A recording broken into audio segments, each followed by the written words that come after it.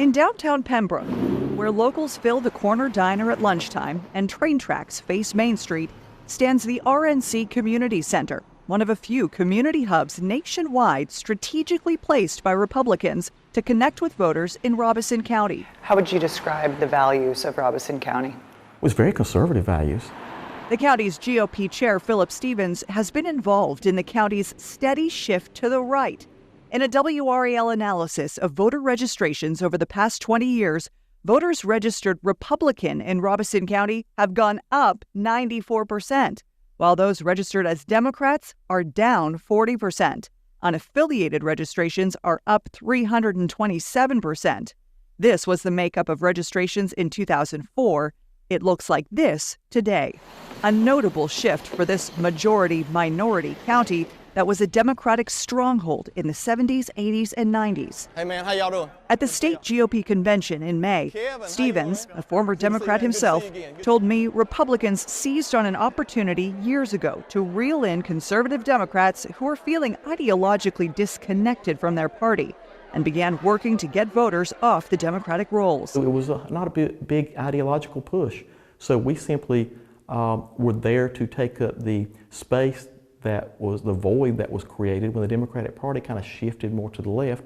In 2004, 81% of registered voters in Robeson County were Democrats. Fast forward 20 years, less than half are Democrat. And this trend is happening in counties across the state. Look at this map. A WRAL analysis found as of late July, of these 25 counties in and around WRAL's viewing area, 20 have had double or triple-digit percentage gains in Republican voter registration since 2004.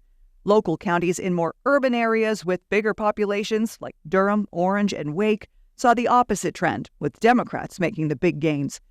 But Democrat voter registration decreased in 17 of these 25 counties over the past 2 decades. Republicans have strong operations in these counties, and I think that that is the backbone of any party that you have to have, is that someone being there to help set it up. Thank you, Mr. Speaker. One Democrat who has maintained his hold on power during this rural shift to the right is longtime state representative Garland Pierce. We've got to do a better job as Democrats to once again get back in those rules. We're there, but we got to start hearing what people are saying and what matters to them and their families. That's the way I see it as a longtime legislator. What do you feel the party needs to do in order to win over rural voters in November?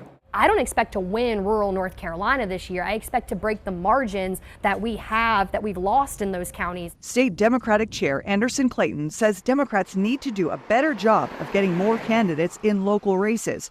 And over the next decade, plans to build a presence like Republicans have grown in rural counties. We never left the Democratic Party, they left us.